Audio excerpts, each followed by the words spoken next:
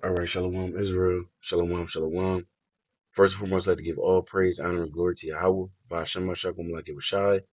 It is to Yahweh, being named the Heavenly Father, who the world will call God, and Yahweh Shai, being named his only begotten Son, who the world ignorantly calls Jesus Christ. His brother Kesadia from WFI Jersey, Philly. And through the Spirit, we want to continue to make videos, going into the prophecy, going into what's happening on earth, and give you quick, up-to-date news, so that you can keep going. And Lord willing, keep that oil in your lamp and continue to be admonished in the spirit and know what time you really living in. You may just be drifting off. You may be looking around and forgetting that you literally living in the last days. And maybe you hear that so often that you're now desensitized to the fact that any given second, all hell will break loose. Any given second. Any given second, these lights can go out. Any given second, there could be an EMP attack. Any given second, there could be a damn nuclear attack on damn New York City, damn Chicago, LA, DC, or wherever else in the United States. Any given second, America can send all their troops over to Taiwan and go to war against China. Any given second, America can send their troops over to Ukraine and go to war against Russia. Any given second, America could continue on with this war against Iran and be utterly destroyed. I mean, that's any given second. So we know, with that being said, it should be wise and it would behoove you if you would stand in the spirit, right? If you was avoiding the different thoughts that may come in your mind, it would be wise if you would avoid the different temptations that's in this world. It would be wise if you had a schedule that was better oriented to put more time and more focus in serving Yahweh in the name of His Son Yahweh Shah. In this time that we're living in, you need as much time to serve Yahweh Shem Shai before it's too late. So with that being said, I had some precepts I want to go through, but there is a YouTube channel I want to show you real quick. Um, I watch this channel sometimes, his brother, I believe he might be a brother, I don't know. But this channel is called Canadian Prepper. Right now, I'll link him in the bio, whatever the case may be. But I'm gonna just play like a minute, and then we go on from there. He had this Edomite on the channel, and this Edomite, he used to work for CIA, or he is a part of the CIA, but he's a part of the nuclear and EMP task force over there in the Homeland Security, right? Which is a task force that was set up, I believe I forget the exact year, but I know it came really to prominence around the year 2003, following the attack on the so-called World Trade Center. Now, these people, they specialize in trying to, protect sovereignty over the United States and domestic terrorism. You understand? So, nevertheless, let's check this out. China is fully ready to begin these operations. We're going to see the Taiwan crisis erupt either later this year or next year at the latest. Putin was holding his forces back for some reason, and to me the most likely reason is he's waiting for China to join the war. This is going to be a simultaneous 2, 3, or even 4-front war if Iran gets involved. North Korea, of course, has 2 super EMP satellites that it could use to take out the U.S. without warning in a matter of minutes. Russia's and China's cyber warfare capabilities are badly underestimated, even in national security circles. In the event we get into a war, it's going to launch these kind of disabling cyber and EMP attacks that leave us defenseless. Basically, a third world failed state. Our U.S. military would mostly melt away. If President Biden decides to make good on his pledge to defend Taiwan militarily, it's going to be a World War III situation. All options will be on the table, including a nuclear response.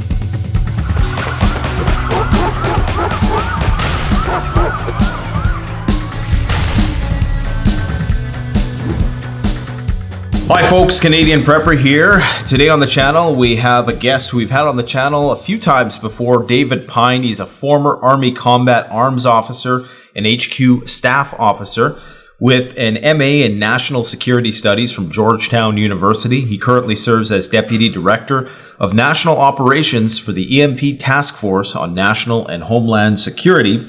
He just co-authored a book entitled Catastrophe Now: What U.S. Leaders Must Do to Ensure America's Survival. Today, what's going on in the news is a lot of stuff with the China-Taiwan situation. China's launching patrols in the Taiwan Strait, ordering inspections of ships, and Taiwan says that it will not comply. This, of course, is in light of the Taiwanese president's visit to America, where she is.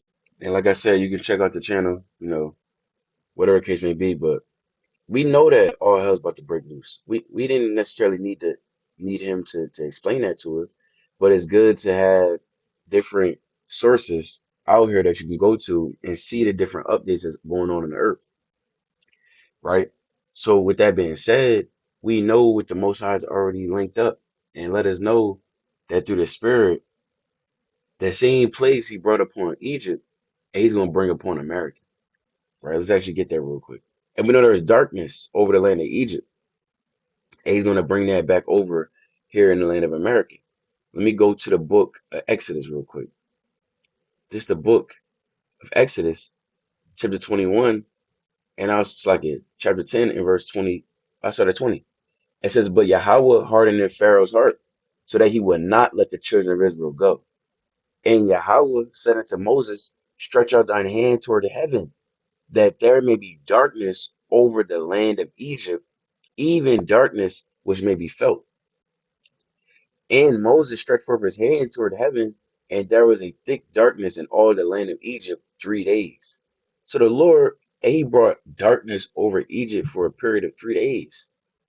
On a spiritual level, we know that the number 3 is a number of completion.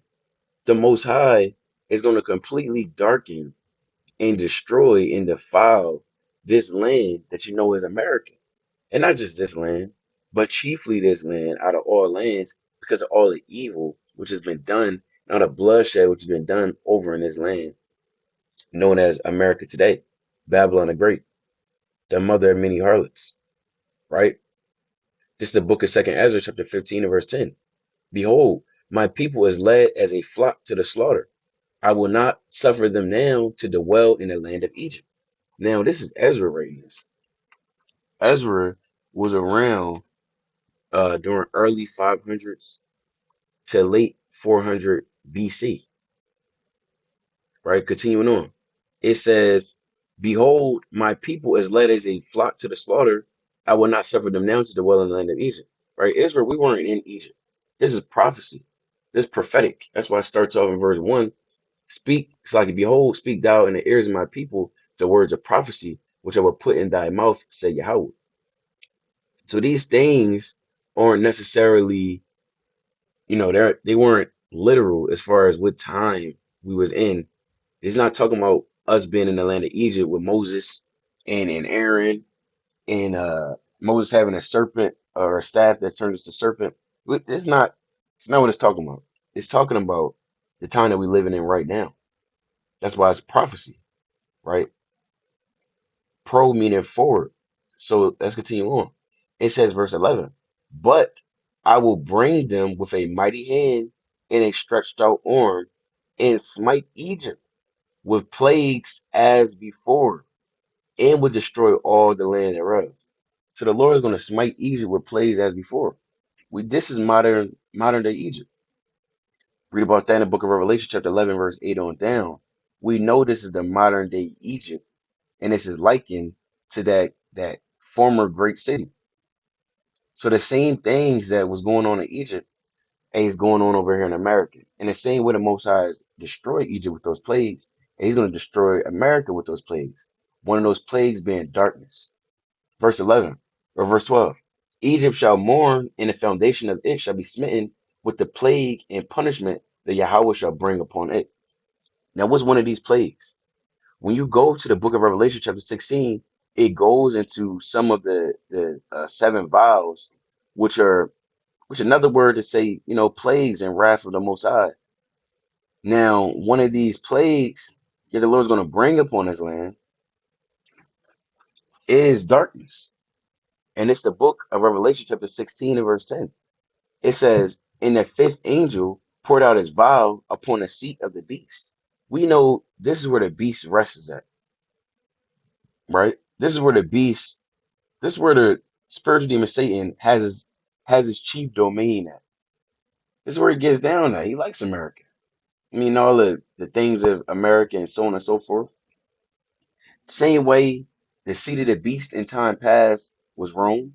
Same way the seat of the beast in time past was Greece.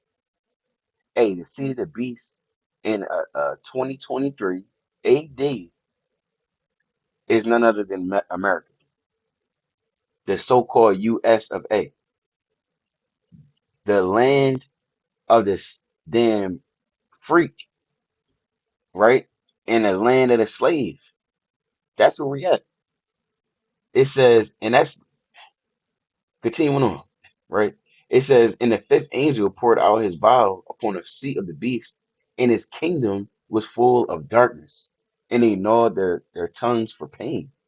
So guess what? The Most High, he's going to bring upon this place darkness, gloominess, destruction, a place without refuge, no succor, no peace to the wicked, the Lord said. So we're about to witness this. Any given day now, you're going to see the time coming, and now is that darkness will be on his land, that America will be utterly burnt with fire, that the whole world will get their hand at destroying damn America, man. It is coming to pass because the Most High is raising up his prophets to shake their hand and to bring this judgment upon his land, and then shall those things come to pass. Let's go to the book of Isaiah, chapter 5. America's going to be touched with nuclear missiles.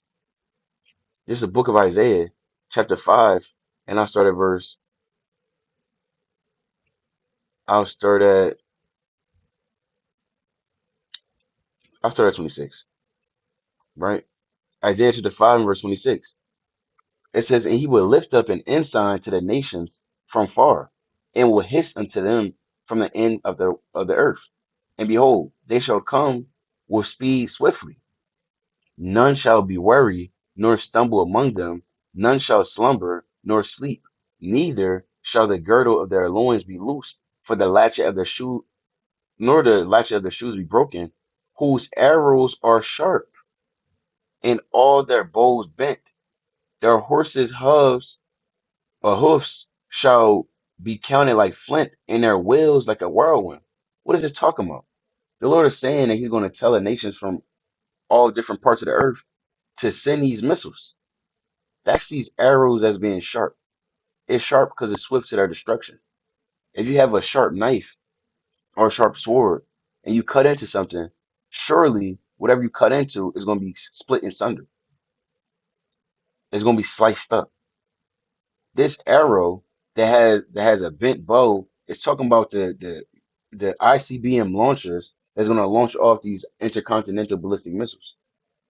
That's how that's going to come to pass. You don't need to be right at the doorstep to go ahead and launch one of these nukes. It's going to just happen. You can launch it from a different land. That's why it's known as intercontinental, meaning you don't have to be on that continent. It can be cross continent lines. Continuing on. It says, verse 29, their roaring shall be like a lion. And we went into this in time past, but if you look up any missile launch, you'll hear that it sounds as if a lion is about to attack his prey and making that call out there in the jungle and in the wilderness. It says, they shall roar like young lions. Yeah, they shall roar and lay hold of the prey and shall carry it away safely, and none shall deliver it. Here's the point. And in that day they shall roar against them like the roaring of the sea. And if one look into the land, behold, darkness and sorrow, and the light is darkened in the heavens thereof. So this is what the Most High is about to bring on his land. The Lord is not about to bring another decade of damn peace and mirth in America to get out of their debt system and for things to go back to how it used to be. And for you to take your kids to Disney World and get some ice cream or go on a damn merry-go-round or get on a Ferris wheel and you holding your loved one and you looking around, trying to take a picture, the Indian phone drop. You're like, oh damn, and you get out the damn Ferris wheel and you go pick up your phone and go run a damn amusement park. This is not the time of an amusement park. It's a time of destruction. The Lord said there's a time for everything in the earth. But there was a time for the amusement park. There was a time to live, and do your thing. That was before you came in this truth. And not a lot of us was even doing our thing. I mean, a lot of us was living at the bottom, living in harsh conditions. The damn destroyed city of Detroit, the destroyed city of damn Camden and Baltimore and Chicago and New York City with them nasty rats and that nasty smell when you cross that bridge. Oh man. I mean, we was living in harsh conditions. You wearing the wrong colors. You just so happen to order a new blue shirt, come to your damn house, and you in the wrong neighborhood in Compton, LA, right? So, I mean, we were living in harsh conditions. But you had that time to go damn so-called sightseeing or taking a trip somewhere and, whatever, trying to have some type of amusement. But there's no more time for amusement. This the book of Ecclesiastes chapter 3, verse 1. To everything there is a season and a time to every purpose under the heaven. A time to be born and a time to die. A time to plant and a time to pluck up that which is planted. A time to kill and a time to heal. A time to break down and a time to build up. And we were broken down, but the Most High is now building us up. The Lord says, verse 4, a time to weep and a time to laugh, a time to mourn, and a time to dance. So the Lord is what? This is the time to now be in mourning. You have your time to dance and be immersed and so on and so forth. A is mourning coming on this earth. And shortly after that mourning, when Yahweh returns, it'll be a time to dance again and to dance forever and to laugh forever and to have joy forever and no more pain forever. But right now, we're about to enter into the worst time ever recorded in history. Ever recorded, or that will be recorded in history, I should say. So this is the book, right, of Daniel, chapter 12, real quick. I'm going to show you 12 and verse 1. It says, and at that time shall Michael stand up, the great prince which was standing for the for the children of thy people, and there shall be a time of trouble, such as never was since there was a nation even to that time. And at that time, thy people shall be delivered, every one that should be found written in the book. So it's about to be a time such as was never since a nation was even to that same time. Meaning there was never a time that we're about to enter into that's about to come upon the scene, man. A time of destruction, man. A time when the Lord is going to melt. He's literally going to melt this land. And everyone that don't want to listen and hearken to the Most High, and they're going to be burnt up and destroyed. So if you don't want to be caught up in that, it's best that you come back to the Most High and do what you got to do in these last days and completely change. And when you changed, and let's say something happens, hey, guess what? Hey, you better repent again. This is the book. I'm gonna close it out with this. This is the book of Second Timothy, chapter 2, and I'm gonna go to verse 19. It says, never I'll start at verse 20. It says, but in a great house there are not only vessels of gold and of silver, but also of wood and of earth, and some to honor and some to dishonor. Right? If you have a house, you have different things in your house. Not everything in your house is just honorable and holy. You got a trash can. You got a trash can in your damn house. I mean, if you have a child, a newborn, you may have some damn what is this called? A diaper genie, right? That's what it's called, where you put the damn diapers in the damn thing. And I mean, it's it's damn dirty diapers. Then when it's full, you gotta take it out and take it to the trash can. But nevertheless, in your house there's different things, some to honor and some to dishonor. Likewise, us in the house of the Most High, there's vessels that's honorable, then there's vessels that's dishonorable. And we want to strive to be those vessels that's honorable and not to dishonor. Verse 21. If a man therefore purge himself from these, he shall be a vessel unto honor, sanctified and meet for the master's use, and prepared unto every good work. So now what you want to do is you want to flee from the times that come on the earth. You want to flee from your old self, that nigga man, the nigga woman. You want to be a new creature in the Mashiach Yahushua, and you want to purge your vessel and get it sanctified for the master's use, for the Most High's use. So we know what's going to come upon the earth. Most High willing, you do something about it. With that, I bid a strong shalom. Continue to watch for these prophecies. Continue to endure in these last days. On bid all praise, honor, and glory to Yahweh Bashem, Mashiach, Yahushua. Kwame Sharala. Shalom.